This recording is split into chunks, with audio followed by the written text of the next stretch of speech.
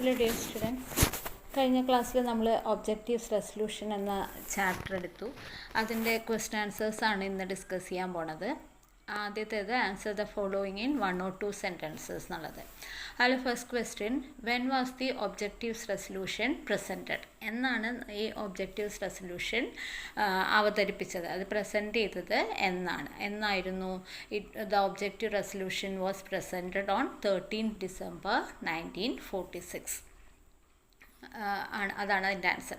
ഇനി second question, which section of the society are adequately safeguarded in the objectives resolution? ഇതിൽ സൊസൈറ്റിയിലെ ഏതൊക്കെ സെക്ഷൻസിനെയാണ് ഈ ഒബ്ജക്റ്റീവ് റെസൊല്യൂഷനിൽ സേഫ് ഗാർഡ് ചെയ്യപ്പെടണമെന്ന് പറഞ്ഞിട്ടുള്ളത്? ഏതൊക്കെ സെക്ഷനെയാണ്? Minorities, backwards and tribal communities, poor, അതുപോലെ തന്നെ അതർ ഡിപ്രസ്ഡ് ഗ്രൂപ്പ്സ്. ഇവരൊക്കെയാണ്, ഈ ഒരു കമ്മ്യൂണിറ്റീസിനെയാണ്, അവരെയൊക്കെയാണ് സേഫ് ഗാർഡ് ചെയ്യപ്പെടണമെന്ന് ഒബ്ജക്റ്റീവ് റെസൊല്യൂഷനിൽ പറഞ്ഞിരിക്കുന്നത്. ഇനി what are the rights guaranteed to all citizens of India? ഇന്ത്യയിലെ എന്തൊക്കെ റൈറ്റ്സാണ് ഇന്ത്യയിലുള്ള എല്ലാ പൗരന്മാർക്കും ഗ്യാരണ്ടി ചെയ്തിട്ടുള്ളത്? എന്തൊക്കെ റൈറ്റ്സ് ആയിരുന്നു? Social, economic and political fairness, equality of position and opportunity, equality before the law and basic freedoms of expression, belief, faith, worship. ഇതൊക്കെയാണ്, ഈ ഒരു റൈറ്റ്സൊക്കെയാണ് ഇന്ത്യൻ സിറ്റിസൺസിനായിട്ട് ഗ്യാരണ്ടി ചെയ്തിട്ടുള്ളത്. ഇനി അടുത്തെന്ന് പറയുന്നത്, what is the real step or real work of the constituent assembly as mentioned in the speech? ആ സ്പീച്ചിൽ പറഞ്ഞിട്ടുള്ളത് പോലെ എന്തൊക്കെയാണ് റിയൽ സ്റ്റെപ്പ് അല്ലെങ്കിൽ ഒരു റിയൽ വർക്ക്, കോൺസ്റ്റിറ്റ്യൂവൻ്റ് അസംബ്ലിയുടെ റിയൽ വർക്ക് എന്ന് പറയുന്നത് എന്താണ്? സ്പീച്ചിൽ മെൻഷൻ ചെയ്തിട്ടുള്ളത് എന്താണ്? ആ റിയൽ വർക്ക് എന്ന് പറയുന്നത് the high adventure of giving shape in the printed and written word. അപ്പോൾ ഈ ഒരു കോൺസ്റ്റിറ്റ്യൂഷൻ ഫ്രെയിം ചെയ്യുക എന്ന് പറയുന്നത്, അതിനൊരു ഷേപ്പ് കൊടുക്കുക അല്ലെങ്കിൽ അത് എഴുതി വയ്ക്കപ്പെടുക എന്ന് പറയുന്നത് ഒരു ഗ്രേറ്റ് അഡ്വെഞ്ചർ ആയിട്ടാണ് കാണുന്നത്. ഒരു രാജ്യത്തിൻ്റെ തന്നെ ഡ്രീം അല്ലെങ്കിൽ അതിൻ്റെ ആസ്പിറേഷൻ ഒക്കെയാണ്. എന്ന് വെച്ചാൽ അതിനൊരു ഷോർട്ടായിട്ട് പറയുകയാണെങ്കിൽ it is the making of the constitution. അപ്പോൾ ഒരു 1 മാർക്കിനാണ് ഇത് ചോദിക്കുന്നതെങ്കിൽ നിങ്ങൾ ഇത്രയും എഴുതിയാൽ മതിയാവും, it is the making of the constitution. അല്ലാതെ 1 മാർക്കിന് ഇത്രയും എഴുതേണ്ട ആവശ്യമില്ല. 1 മാർക്കിനാണ് ചോദിക്കണമെങ്കിൽ the real step or real work of the constituent assembly mentioned in the speech is the making of the constitution. അത്ര എഴുതിയാൽ മതി. ഇല്ല, ഇനി അതൊരു 2 മാർക്കിൻ്റെ ക്വസ്റ്റ്യൻ ആണ് എങ്കിൽ കുറച്ചും കൂടെ ഒരു സെൻറ്റൻസും കൂടെ ആഡ് ചെയ്തിട്ട് എഴുതുക. അതായത് എന്താ പറയുക, high adventure of giving shape എന്നൊക്കെ പറഞ്ഞിട്ടുള്ള ആ ഒരു സെൻറ്റൻസ് അല്ലേ, അതും കൂടെ എഴുതുക. ഇനി next answer the following question in a paragraph question ആണ് ഇനി അടുത്ത നമുക്ക് നോക്കാനുള്ളത്. അതിലെ first question, I wish this house, if I may say so respectfully, should consider this resolution not in a spirit of narrow legal wording but rather to look at the spirit behind the resolution. Explain. അല്ലേ, അതായത് നെഹ്റു ഏറ്റവും അധികം റെസ്പെക്റ്റോടെ പറയാണ്, നിങ്ങൾ പരിഗണിക്കേണ്ടത് അതിൽ നിയമപരമായിട്ടുള്ള വാക്കുകളുടെ അർത്ഥത്തിലൂടെയല്ല, മറിച്ച് അതിൻ്റെ പിന്നിലുള്ള ആ റെസൊല്യൂഷൻ്റെ പിന്നിലുള്ള സ്പിരിറ്റിനെ ഉൾക്കൊണ്ടുകൊണ്ടാണ്. അപ്പോൾ അത് എക്സ്പ്ലെയിൻ ചെയ്യാനാണ് പറഞ്ഞിട്ടുള്ളത്. അപ്പോൾ this are the words of Jawaharlal Nehru who made a speech titled A Tryst with Destiny. അപ്പോൾ അദ്ദേഹത്തിൻ്റെ ട്രിസ്റ്റ് വിത്ത് ഡെസ്റ്റിനി എന്ന സ്പീച്ചിലാണ് ഈ വാക്കുകൾ അദ്ദേഹം പറയുന്നത്. Which was A statement of the principles, objectives and vision of an independent India. അതിൽ അദ്ദേഹം എന്തിനെക്കുറിച്ചാണ് പറയുന്നത്? ഇൻഡിപെൻഡൻറ്റ് ഇന്ത്യയുടെ ഒബ്ജക്റ്റീവ്സും അതിൻ്റെ വിഷനെ കുറിച്ചൊക്കെയാണ് പറയുന്നത്. അപ്പോൾ ഈ objectives resolution was presented on 13 December 1946 before the constituent assembly could begin it's work. Constituent assembly ആ constitution draft ചെയ്യുന്നതിൻ്റെ കാര്യങ്ങളൊക്കെ ചെയ്യുന്നതിന് മുൻപ് ജവഹർലാൽ നെഹ്റു കൊടുക്കുന്നതാണ് ഈ ഒബ്ജക്റ്റീവ്സ് റെസൊല്യൂഷൻ എന്ന് പറയുന്നത്. The resolution was written using legal wordings use ചെയ്തിട്ടാണ് ഈ റെസൊല്യൂഷൻ എഴുതിയിട്ടുള്ളത്. അപ്പോൾ നെഹ്റു അതിലെ മെമ്പേഴ്സിനോട്, കോൺസ്റ്റിറ്റ്യൂവൻ്റ് അസംബ്ലിയിലുള്ള മെമ്പേഴ്സിനോട് പറയാണ് not to look into the resolution, the members of the Constituent Assembly to look into the resolution not as a legal document but as a basis on which our constitution must be made. അതായത് ഈ ഒരു constituent അസംബ്ലിയിലെ members ഈ റെസൊല്യൂഷനെ ഒരു legal document ആയിട്ട് മാത്രമല്ല കാണേണ്ടത്. ഇത് ഒരു കോൺസ്റ്റിറ്റ്യൂഷനാണ്, ഇന്ത്യക്ക് വേണ്ടിയുള്ള ഒരു ഭരണഘടനയാണ് നമ്മൾ പ്രിപ്പയർ ചെയ്യാൻ പോണത് എന്ന ആ ഒരു ചിന്തയോടെ വേണം ഇത് ചെയ്യാനായിട്ട്. അപ്പോൾ so more than the wording and the legal language of the resolution the spirit behind is more important. അപ്പോൾ ആ ലീഗൽ വേർഡിങ്സോ അല്ലെങ്കിൽ അതിൻ്റെ ലീഗൽ ലാംഗ്വേജോ അതിനേക്കാളൊക്കെ ഉപരി അതിൻ്റെ പിന്നിലുള്ള സ്പിരിറ്റാണ് അവിടെ ഇമ്പോർട്ടൻറ്റ്. അപ്പോൾ the members understood the spirit of the resolution and the constituent assembly adopted it unanimously. അപ്പോൾ അതിലെ മെമ്പേഴ്സ് ഇതെല്ലാം മനസ്സിലാക്കുകയും അങ്ങനെ അത് അവർ എല്ലാവരും യുനാനിമസ് ആയിട്ട് അതിനെ അഡോപ്റ്റ് ചെയ്യുകയും ചെയ്തു. ഇതാണ് ഇതിൻ്റെ ആൻസർ. ഇനി അടുത്തത്, what are the things that Nehru emphasize in the speech on the 5th day of the first session of the constituent assembly. ഈ കോൺസ്റ്റിറ്റ്യൂവൻ്റ് അസംബ്ലിയുടെ 5th ഡേയിലുള്ള ഫസ്റ്റ് സെഷനിൽ എന്തൊക്കെ കാര്യങ്ങളാണ് നെഹ്റു പറയുന്നത്?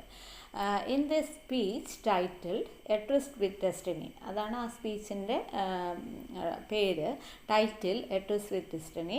And on the 5th day of the first session of the constituent assembly Nehru emphasized many things. ഒരുപാട് കാര്യങ്ങൾ അദ്ദേഹം പറയുന്നുണ്ട്. അതിൽ ആദ്യമായിട്ട് പറയുന്നത് ദ സോവറിനിറ്റി ഓഫ്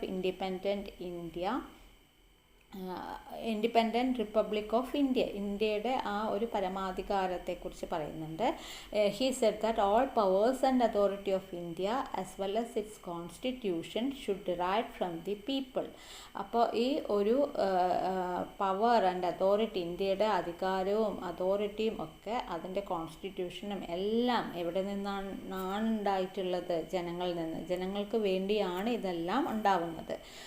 പിന്നെ he also emphasized that all Indians must be guaranteed social, economic and political firmness. എല്ലാവർക്കും ഒരു ഈക്വാളിറ്റി ഉണ്ട്. Equality of position, opportunity, equality before law and basics of freedom of expression, belief, faith, worship, ഇങ്ങനെ എല്ലാത്തിലും അവർക്ക് ആ ഒരു freedom ഉണ്ട്. ഇനി അതുപോലെ തന്നെ മൈനോറിറ്റീസ്, ബാക്ക്വേർഡ്, ട്രൈബൽ കമ്മ്യൂണിറ്റീസ് ഇവരെയൊക്കെ സേഫ് ഗാർഡ് ചെയ്യുന്നുണ്ട്. ദ പുവർ, ഡിസഡ്വാൻറ്റേജ് ഇവരെയൊക്കെ തന്നെ all must be well protected. He also stressed India's possible contribution to the advancement of world peace and the wellbeing of humanity. അപ്പോൾ ഇത് ഇന്ത്യയുടെ ജനങ്ങൾക്ക് മാത്രമല്ല, ലോക സമാധാനത്തിനും ലോകത്താകമാനമുള്ള ജനതയുടെ വെൽബീയിങ്ങിനും വേണ്ടിയാണ് ഇന്ത്യ എന്ന രാജ്യം നിലകൊള്ളുന്നത്. ഇനി അടുത്തത്, why does Nehru feel that objective resolution is something much more than a resolution? ഇതൊരു റെസൊല്യൂഷനേക്കാൾ ഉപരി ആയിട്ടാണ് നെഹ്റു കാണുന്നത്. അത് എന്തുകൊണ്ടാണ് അങ്ങനെ ഫീൽ ചെയ്യണത്? അപ്പോൾ ഈ objective resolution is something much more than A revolution because it contains the dreams and aspiration of India. ഇന്ത്യയുടെ തന്നെ ഡ്രീം, സ്വപ്നമാണ്, വളരെ കാലത്തെ സ്വപ്നമാണ് ഇതെന്ന് പറയുന്നത്.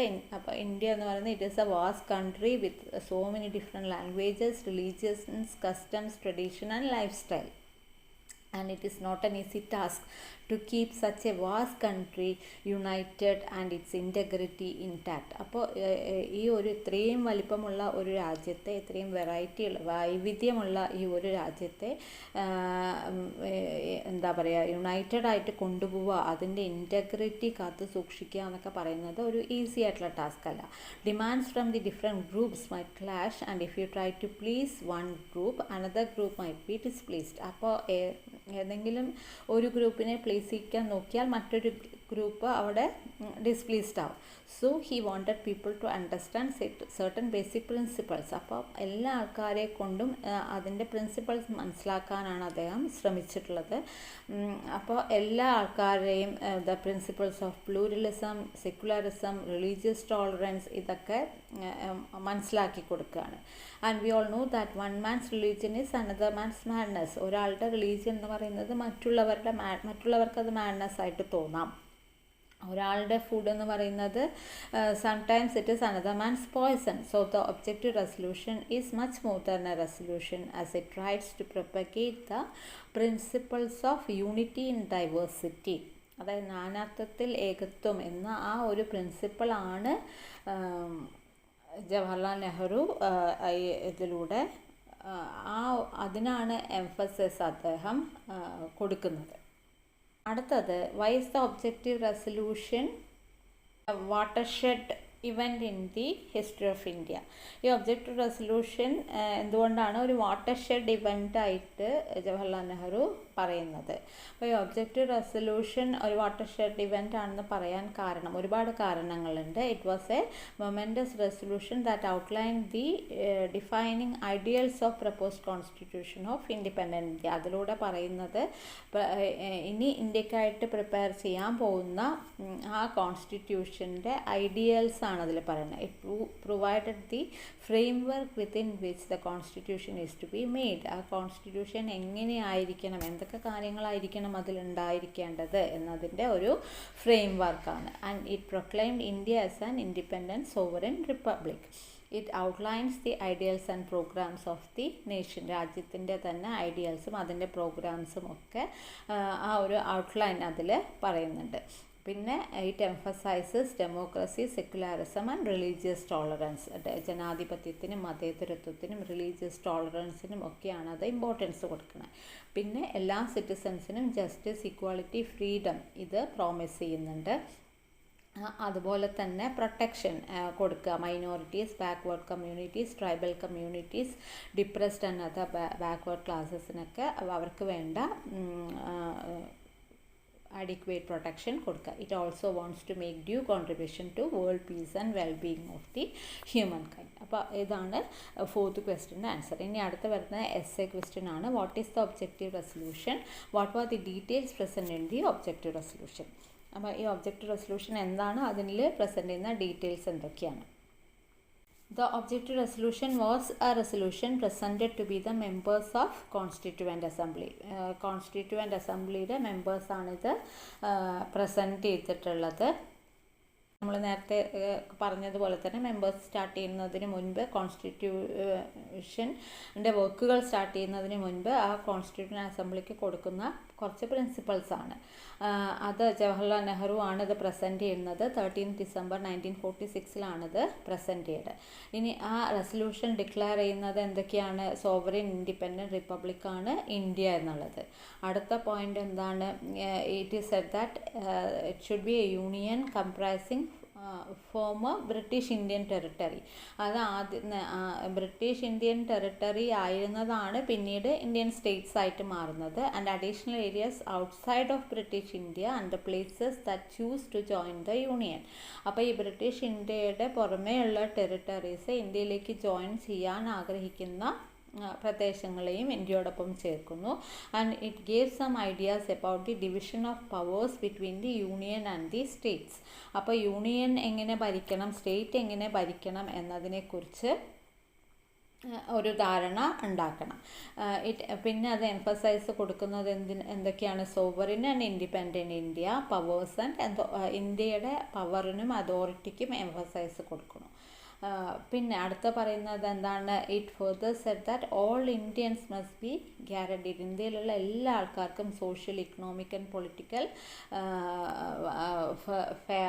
ഫെയർനെസ് കൊടുക്കുന്നു. Position, equality of position of opportunity, equality before the law, basic freedom of expression, belief, faith, worship, ഇതിനൊക്കെയുള്ള ഫ്രീഡം കൊടുക്കുന്നുണ്ട്. ഇനി അടുത്ത പറയുന്നത് മൈനോറിറ്റീസ്, ബാക്ക്വേർഡ് കമ്മ്യൂണിറ്റീസിന്, ട്രൈബൽ കമ്മ്യൂണിറ്റീസിനൊക്കെ അവരുടെ റൈറ്റ്സ് കൊടുക്കുക, അവർക്ക് വേണ്ട പ്രൊട്ടക്ഷൻ കൊടുക്കുക. ഇനി ഈ ഒരു resolution talks about the territorial integrity of republic as well as the sovereign right on the land. ആ ഒരു ലാൻഡിൻ്റെ സോവറിൻ റൈറ്റ്സിനെ കുറിച്ച് പറയുന്നുണ്ട്. It then exhorts the country to contribute fully and willingly to the advancement of world peace. ഇനി ഇന്ത്യക്ക് അകത്തുള്ള കാര്യങ്ങൾ മാത്രമല്ല, മറ്റു രാജ്യങ്ങളുമായിട്ട് സമാധാനപരമായി നിലകൊള്ളാൻ, സമാധാനത്തോടെ ഇന്ത്യ നിലകൊള്ളും എന്ന ഉറപ്പ് നൽകുകയാണ്. ജവഹർലാൽ നെഹ്റു ആണ് ഇത് ആദ്യത്തെ പ്രൈം മിനിസ്റ്ററായിട്ട് മാറുന്നത്. 1947 അദ്ദേഹം ഇന്ത്യയുടെ പ്രൈം മിനിസ്റ്ററായിട്ട് അധികാരത്തിൽ ഏൽക്കുന്നു. 1964 അദ്ദേഹം മരിക്കുന്നത് വരെ ഇന്ത്യയുടെ പ്രൈം മിനിസ്റ്റർ ആയിരുന്നു. പിന്നെ അദ്ദേഹത്തിന് നന്നായിട്ട് ബാരിസ്റ്റർ ആയിരുന്നത് കൊണ്ട് തന്നെ ആ ഒരു നിയമപരമായിട്ടുള്ള കാര്യങ്ങളും അതിൻ്റെ ലാംഗ്വേജും ഒക്കെ അദ്ദേഹത്തിന് നന്നായിട്ട് അറിയാം. But during the speech presenting the resolution he appeal to members of the constituent assembly. അപ്പോൾ ഈ ഒരു റെസൊല്യൂഷൻ പറയുന്ന സമയത്ത് അദ്ദേഹം പറയുന്നുണ്ട്, I wish this house I may say so respectfully should consider the resolution not in a spirit of narrow legal wording. ഇത് ഒരു narrow ആയിട്ടുള്ള ലീഗൽ വേർഡിങ്ങിലൂടെ മാത്രം നിങ്ങൾ അതിനെ കാണരുത്. ആ റെസൊല്യൂഷൻ്റെ പിന്നിലുള്ള സ്പിരിറ്റ് എന്താണെന്ന് നിങ്ങൾ മനസ്സിലാക്കണം. It is obvious that the members understood the spirit behind the words and that it is why they adopted the resolution unanimously. അപ്പോൾ അതിൽ ഉള്ള ആൾക്കാർക്ക്, ആ മെമ്പേഴ്സിന് അദ്ദേഹം പറഞ്ഞിട്ടുള്ളത് എന്താണ് എന്ന് മനസ്സിലാക്കുകയും അങ്ങനെ ആ ഒരു റെസൊല്യൂഷനെ യുനാനിമസ് ആയിട്ട് അംഗീകരിക്കുകയും ചെയ്യാണ്. അപ്പോൾ ഇത്രയാണ് ഈ ഒബ്ജക്റ്റീവ് റെസൊല്യൂഷനിലുള്ള ക്വസ്റ്റ്യൻ ആൻസേഴ്സ് കേട്ടോ.